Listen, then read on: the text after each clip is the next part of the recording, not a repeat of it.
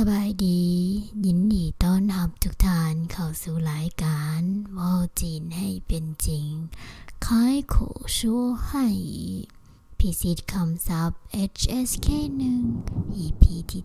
7 ใน EP นี้พวกเขาจะมาท่องคำศัพท์แบบ ASMR 108 คำถ้าท่านใดฟังแล้วต้องการอยากจะนอนพักผ่อนหลับตาไปพร้อมๆกับเสียงสายฝนก็สามารถที่จะใส่หูฟัง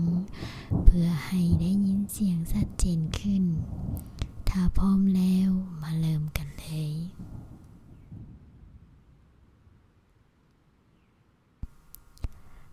家เฮือน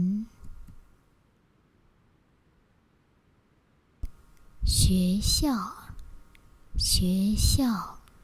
โรงเรียน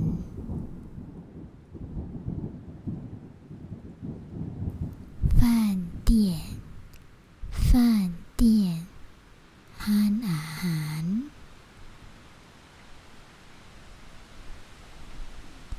商店ร้านค้า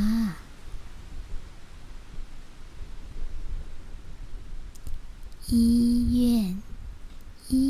院ห้องหมอ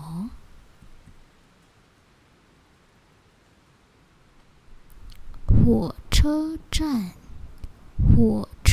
站สถานีรถไฟ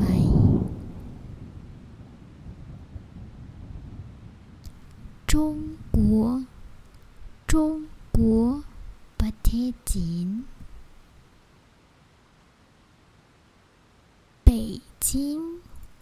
北京ปักกิ่ง上ขึ้น下ลง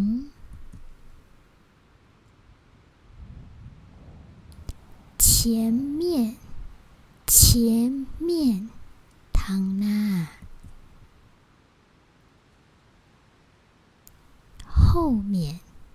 后面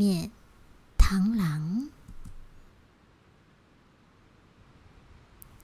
里面ทางใน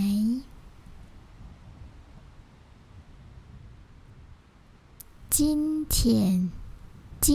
天มื้อนี้明天มื้ออื่น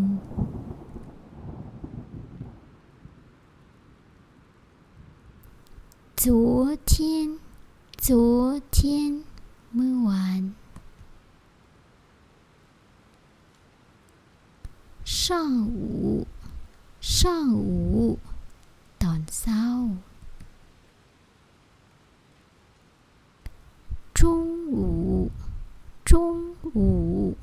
ตอนเที่ยง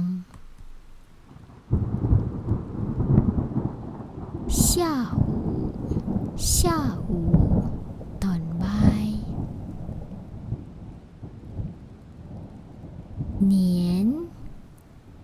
年ปี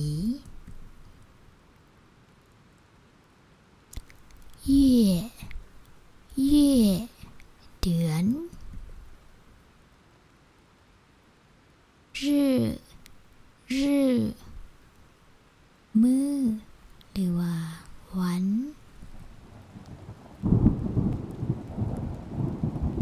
星期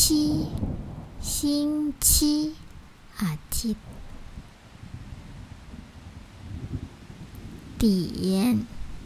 点โมง分钟นาที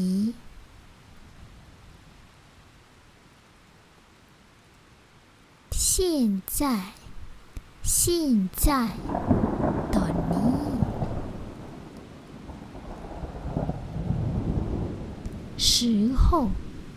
时候ณเวลาใดหนึ่ง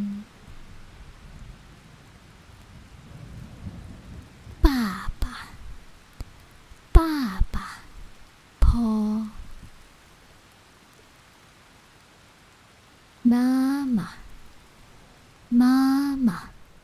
แม่儿子儿子ลูกชาย女儿女儿ลูกสาว老师老师ครู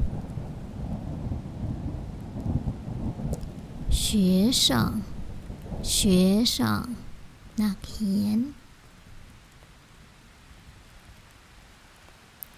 同学同学เพื่อนร่วมเรียน朋友朋友หมู่เพื่อน医生医生แพทย์หมอ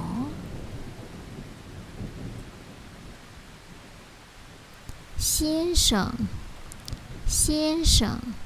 ท่านซ้าย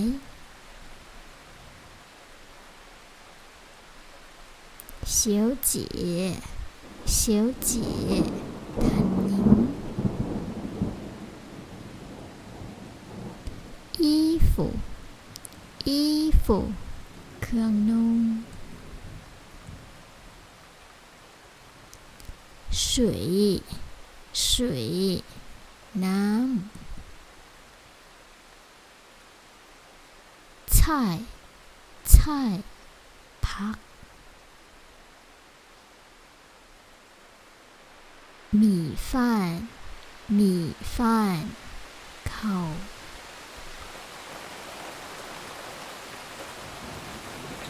水果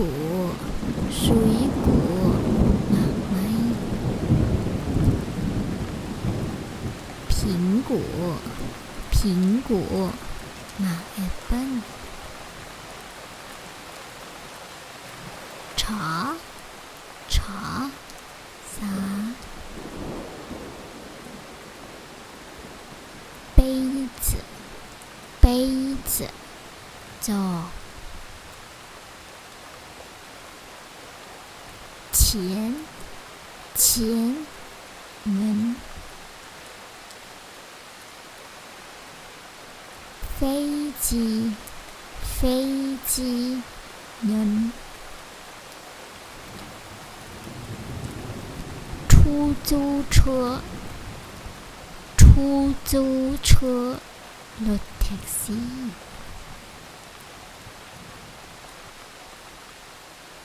电视电视โทรภาพ电脑电脑คอมพิวเตอร์电影电影รูปเงา天气天气อากาศเมาเมาแมว狗狗หมา东西东西สิ่งของ人人คน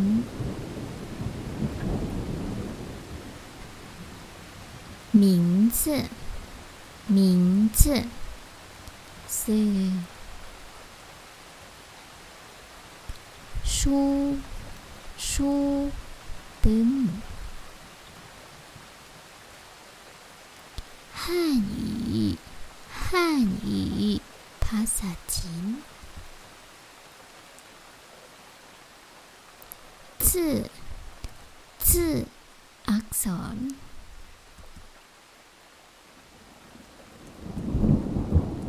桌子桌子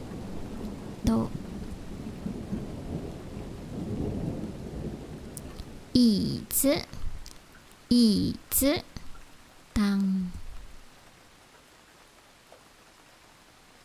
谢谢谢谢ขอบใจ不客气不客气บ่ต้องเกรงใจ再见再见ลาก่อน请请เซิน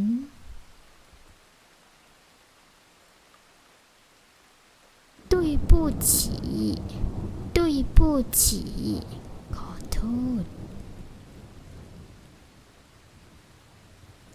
没关系没关系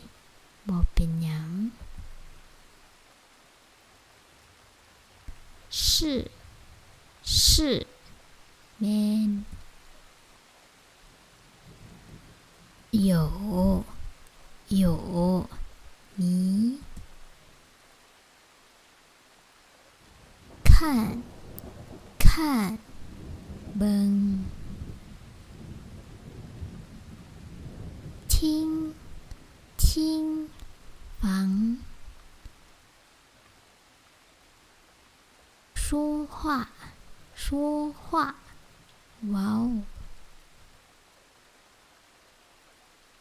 读读อ่าน写写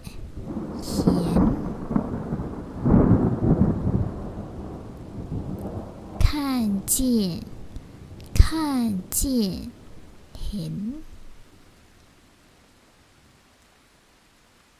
叫叫ห้อง来来มา回回กลับ去去ไป吃吃กิน喝喝ดื่ม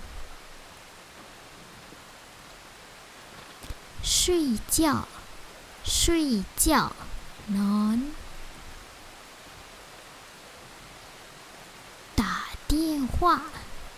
打电话โทรศัพท์做做เฮ็ดหมายหมายซื้อ开开เปิด坐坐นั่ง住住อยู่学习学习เรียน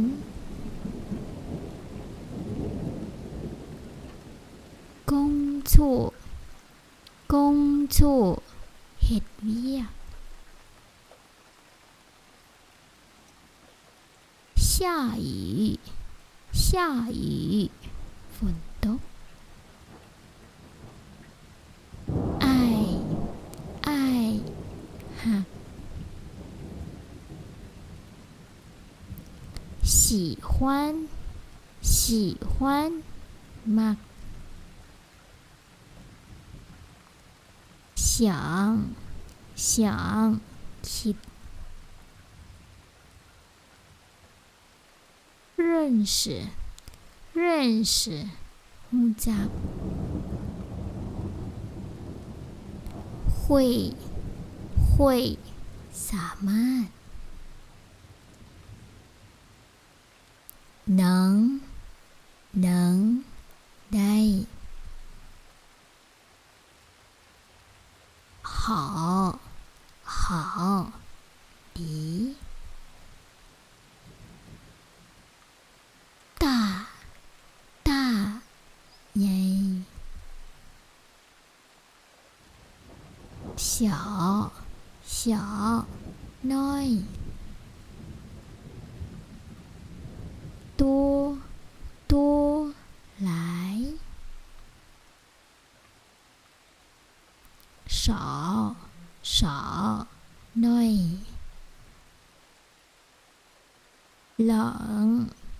冷หนาว热ร้อน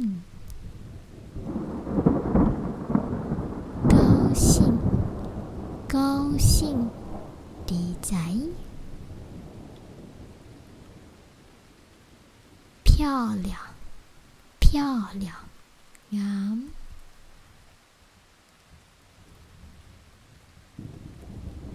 และคำสุดท้ายที่แถมให้ในวันนี้ก็คือคำว่าหวานอันขอให้ทุกท่านนอนหลับฝันดีอย่าลืมกดไลค์กด subscribe และกดแชร์ให้หมู่เพื่อนของท่านได้ติดตาม